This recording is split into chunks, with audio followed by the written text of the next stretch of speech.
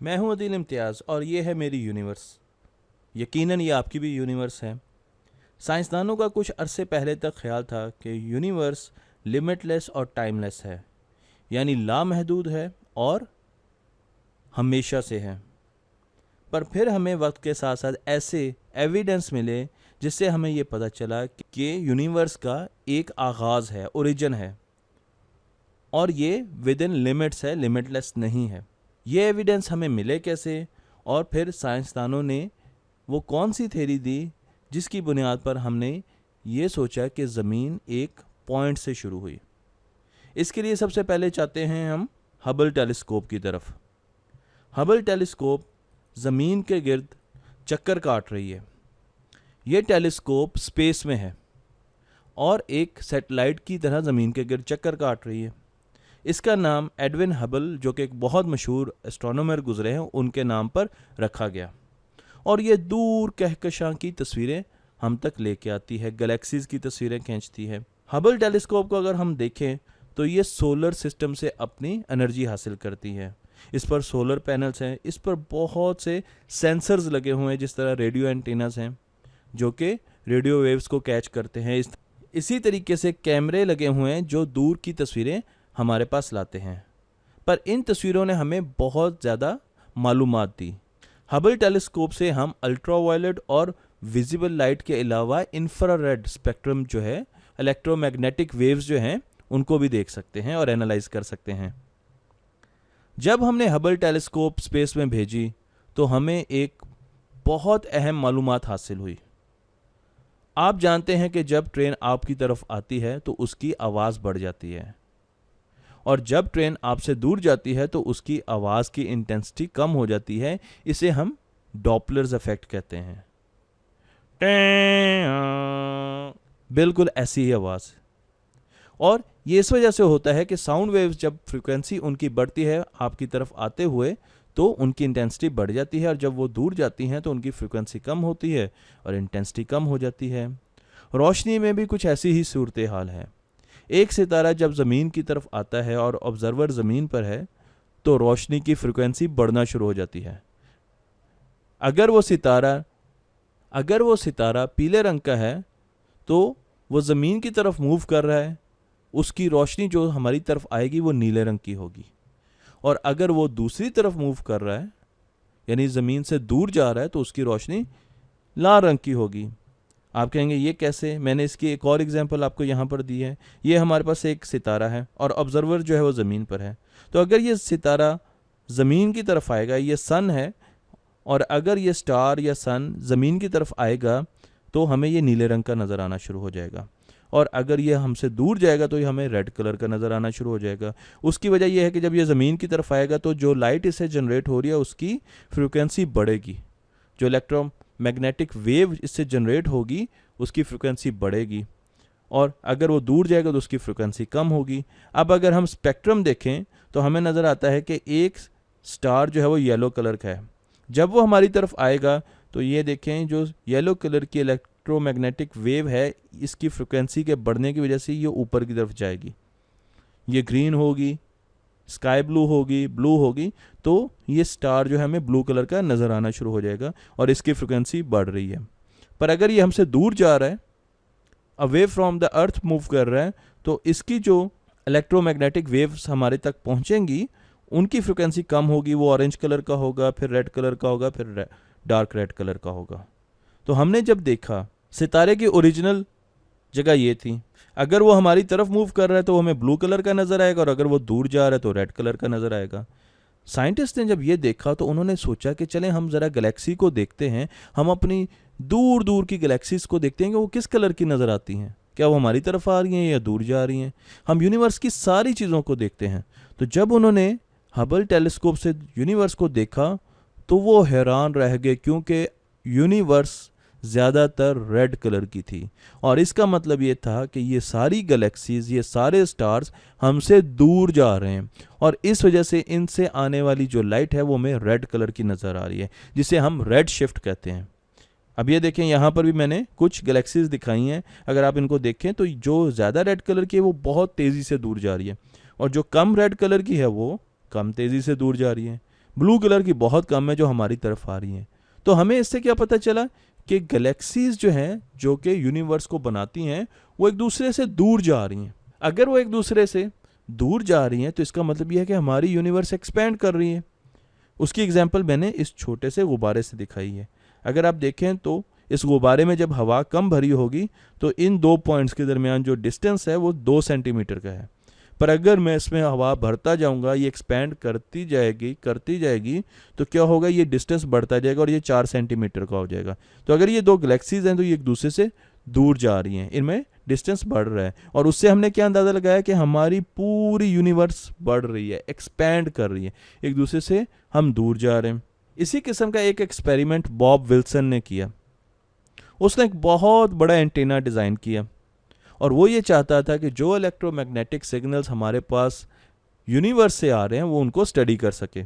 तो यहाँ पर आपको उसका एंटीना नज़र आ रहा है और इस काम की बेसिस पर उसने नोबेल प्राइज़ जो है वो भी विन किया। जब बॉब ने ये एंटीना बना लिया और उसने उससे रेडियो वेव्स को डिटेक्ट करना शुरू कर दिया तो उसको एक अजीब चीज़ मिली।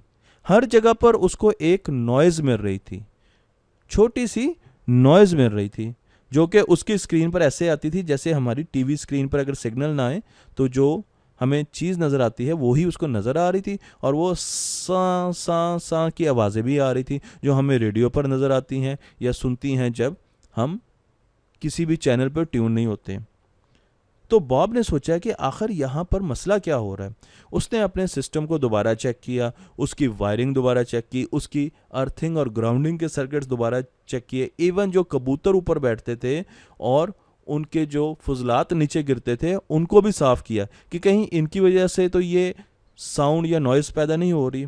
पर फिर कुछ अरसे बाद एक और यूनिवर्सिटी में जो रिसर्च हो रही थी बिग बैंग पर, यानी बहुत बड़ा ज़ोरदार धमाका जिससे रेडिएशंस पैदा हुई थी, जिससे हमारी यूनिवर्स ने जन्म लिया था, जिससे हमारी यूनिवर्स बनी थी, जो हम आगे पढ़ेंगे।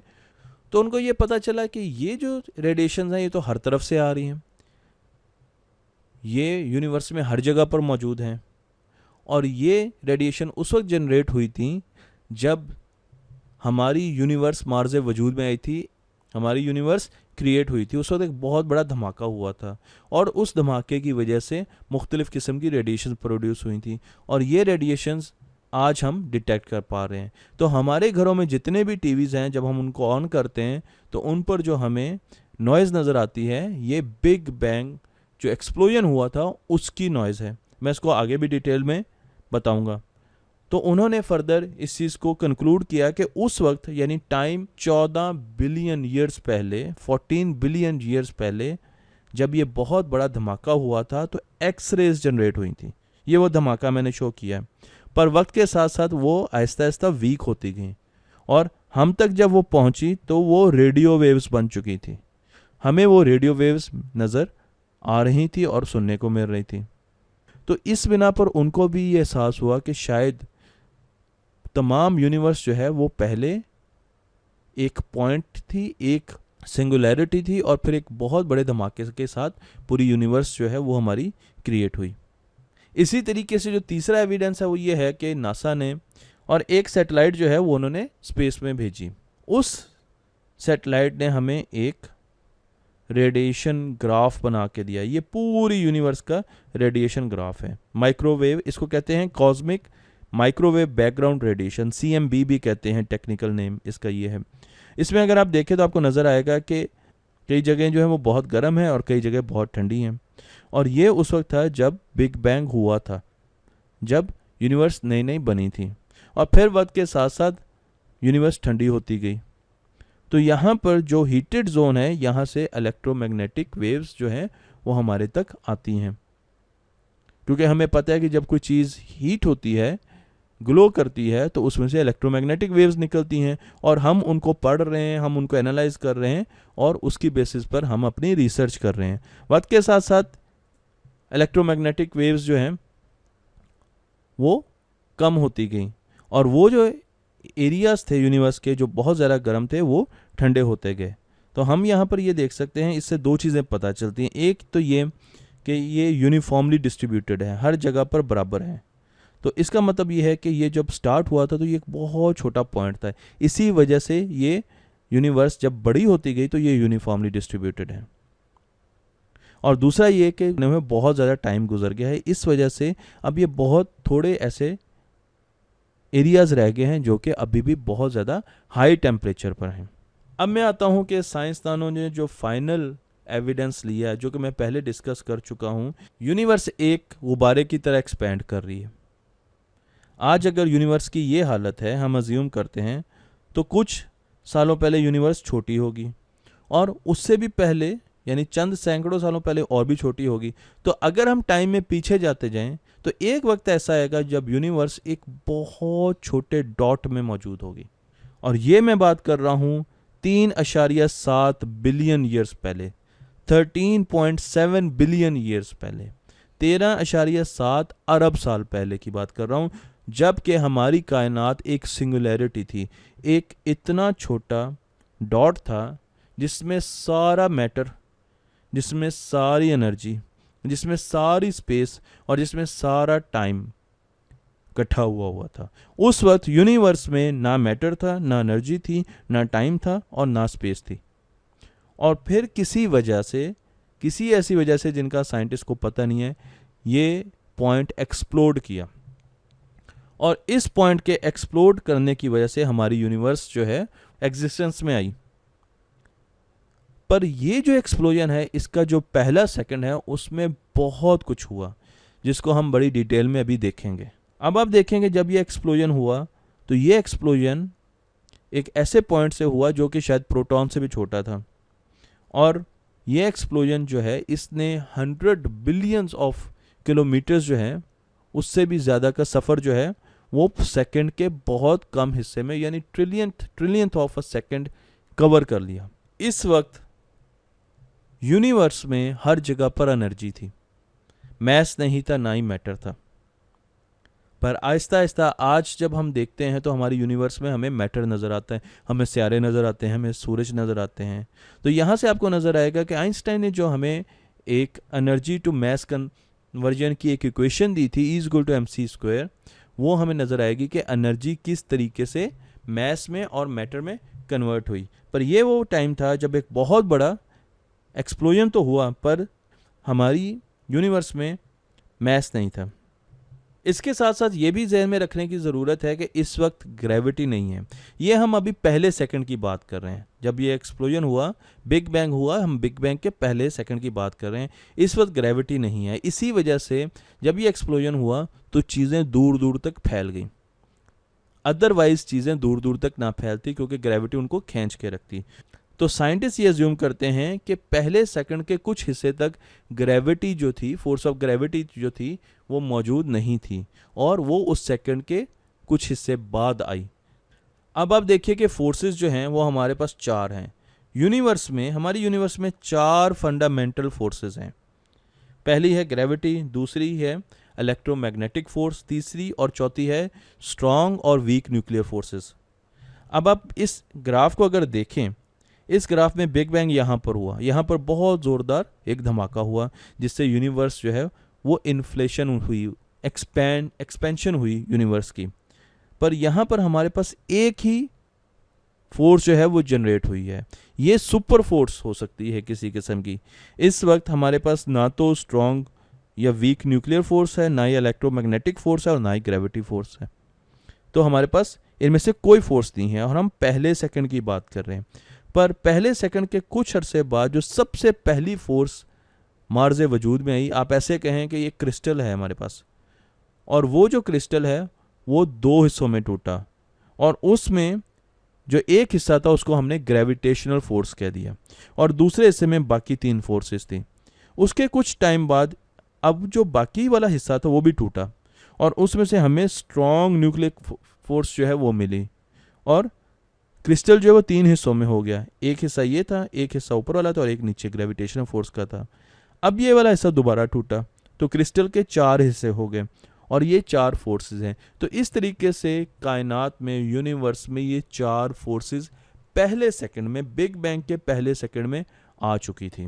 पर अगर ये फोर्स पहले मौजूद होती, यानी ग्रेविटेशनल फोर्स पहले मौजूद होती, शायद एक्सप्लोजन के बाद यूनिवर्स इतनी बड़ी ना बन सकती।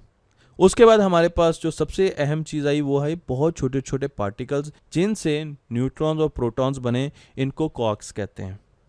क्वार्क्स और ग्लूऑन्स जो हैं वो बने। स्पेस में इनकी भरमार थी, हर तरफ आपको क्वार्क्स जो हैं वो नज़र आ रहे थे। पर इस चीज़ तक हम पहुँचे कैसे कि स्पेस में सबसे ज़्यादा क्वार्क्स नज़र आ रहे थे? उसके लिए हमने सर्न में एक बहुत बड़ा एक्सपेरिमेंट किया।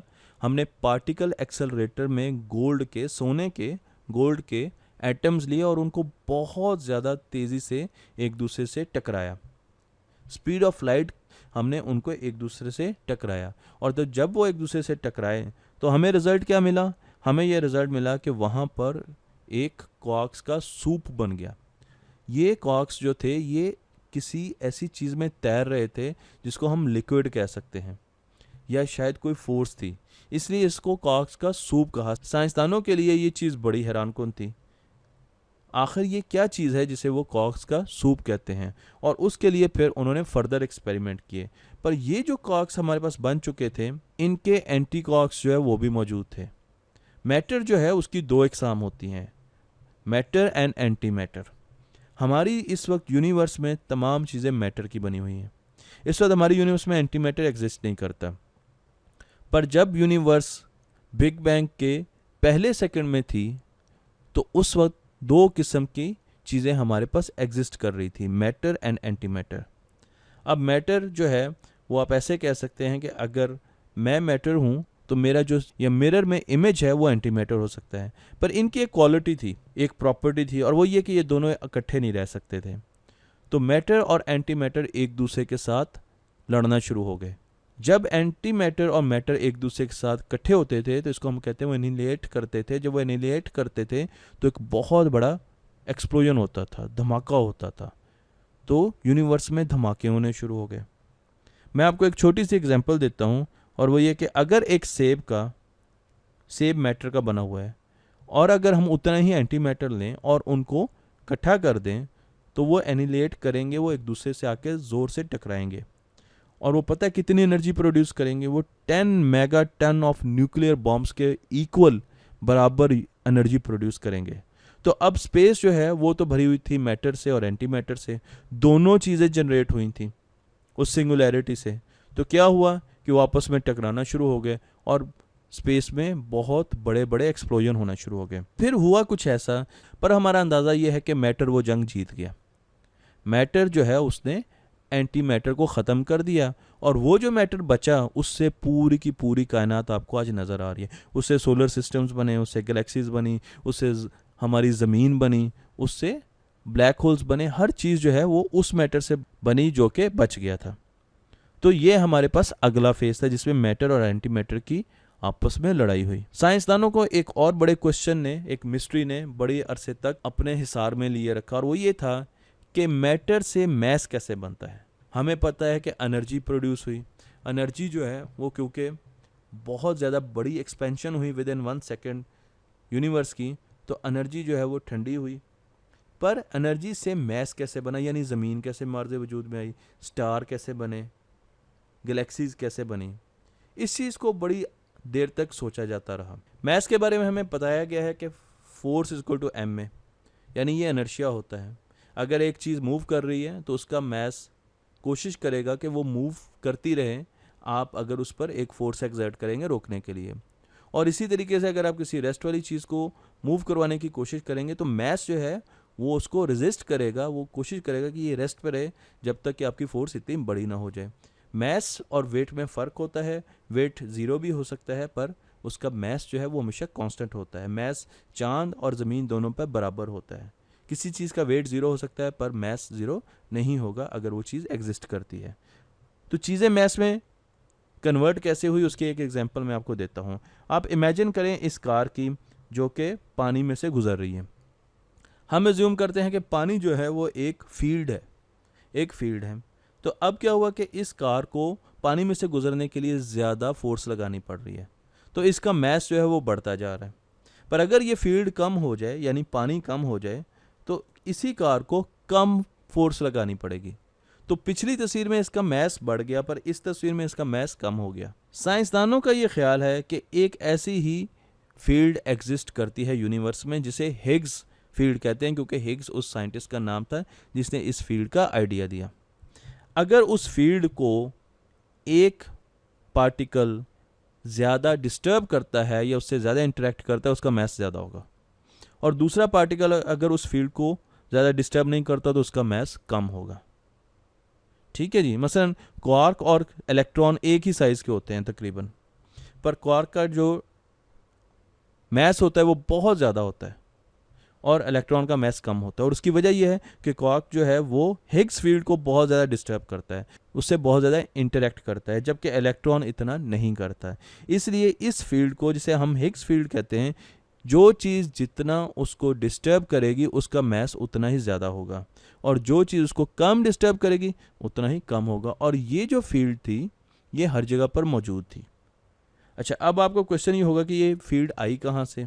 तो इसकी एग्जांपल मैं ये देता हूँ कि जिस तरह ये पानी है, हमें पता है कि ये पानी जो है, इसको अगर मैं एक फील्ड से इक्वेट करूँ तो पानी किस चीज़ से बना होता है? पानी जो है वो H2O से बना होता है, यानी हाइड्रोजन और ऑक्सीजन के एटम से मिलकर इसका एक मॉलिक्यूल बनता है, और उस मॉलिक्यूल से ये पानी बना होता है।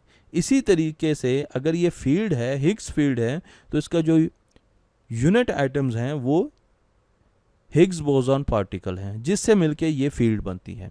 ये वो पार्टिकल है जिससे मिलकर ये फील्ड बनती है। इसके लिए साइंटिस्ट ने बहुत बड़ा एक एक्सपेरिमेंट किया था, दोबारा उसी पार्टिकल एक्सेलरेटर में, जिसकी तस्वीर मैंने आपको पहले दिखाई थी, और उसका जो रिज़ल्ट आया उसको कई सालों से अब एनालाइज किया जा रहा है। पर सबसे अहम थ्योरी जो इस वक्त लगता है कि फ्यूचर में ये बिल्कुल सही साबित होगी, वो हिग्स बोसॉन पार्टिकल की है, जो कि एग्जिस्ट करता है। तो हमारे पास क्या हुआ? मैटर से मैस में कन्वर्जन हो गई। जैसे जैसे थोड़ा सा टाइम बढ़ा, हम अभी भी पहले सेकंड में हैं, उससे कुछ आगे गए हैं, तो हमारे पास जो क्वार्क्स थे वो ठंडा होना शुरू हो गए, और उन्होंने न्यूट्रॉन्स और प्रोटॉन्स बनाना शुरू कर दिए। न्यूट्रॉन्स जो हैं वो जब ठंडे हुए तो वो डिके करके प्रोटॉन्स बना लेते हैं, तो न्यूट्रॉन्स और प्रोटॉन्स बने, और उसके बाद फिर हमारे पास इलेक्ट्रॉन्स आ गए। तो इस वक्त भी जो टेम्परेचर था यूनिवर्स का, क्योंकि यूनिवर्स बहुत छोटी थी उस वक्त, हमारे सोलर सिस्टम जितनी यूनिवर्स टोटल होगी उसका जो टेम्परेचर था वो ट्रिलियंस ऑफ सेंटीग्रेड था, और सूरज का और सितारों का जो टेम्परेचर होता है वो मिलियंस ऑफ सेंटीग्रेड होता है। यानी मैं अगर इसको उर्दू में बताऊं तो ट्रिलियंस का मतलब है खरबों सेंटीग्रेड टेम्परेचर, और मिलियंस का मतलब है लाखों या करोड़ों सेंटीग्रेड। तो सूरज से ज़्यादा गर्म थी उस वक्त पूरी की पूरी यूनिवर्स, पर स्टिल उसका टेम्परेचर बड़ी तेज़ी से कम हो रहा था, क्योंकि वो बहुत तेज़ी से एक्सपैंड कर रही थी। जो सबसे पहला एटम हमें मिला वो मिला हाइड्रोजन का। हाइड्रोजन का एटम जो है वो बना, और उसमें भी जो ड्यूटेरियम था वो सबसे ज़्यादा अहम है, क्योंकि इससे आगे जाके स्टार्स बनेंगे। तो हाइड्रोजन जो है वो बनता गया, और एक वक्त ऐसा था कि यूनिवर्स हाइड्रोजन एटम से भरी हुई थी। तस्वीर मैंने दिखाई है जबकि यूनिवर्स जो है वो हाइड्रोजन के एटम से भरी हुई है। उसके बाद हमारे पास हीलियम आया। अब हाइड्रोजन और हीलियम का एक मिक्सचर बनता जा रहा था, और उसके साथ साथ टेम्परेचर जो है वो आपको पता है कि उस वक्त बहुत ज़्यादा था, पर आहिस्ता आहिस्ता कम हो रहे थे। एक चीज़ जो अभी भी याद रखने की वही है कि इस वक्त तक यूनिवर्स में विजिबल लाइट नहीं थी। रेडिएशंस ज़रूर प्रोड्यूस हो रही थी, क्योंकि मैं आपको ये बताता चलूँ कि जब मैटर और एंटी मैटर आपस में कोलाइड करते थे तो एक एक्सप्लोजन होता था, और उस एक्सप्लोजन से रेडिएशंस निकलती थी जो कि एक्सरेज के बैंड में होती थी।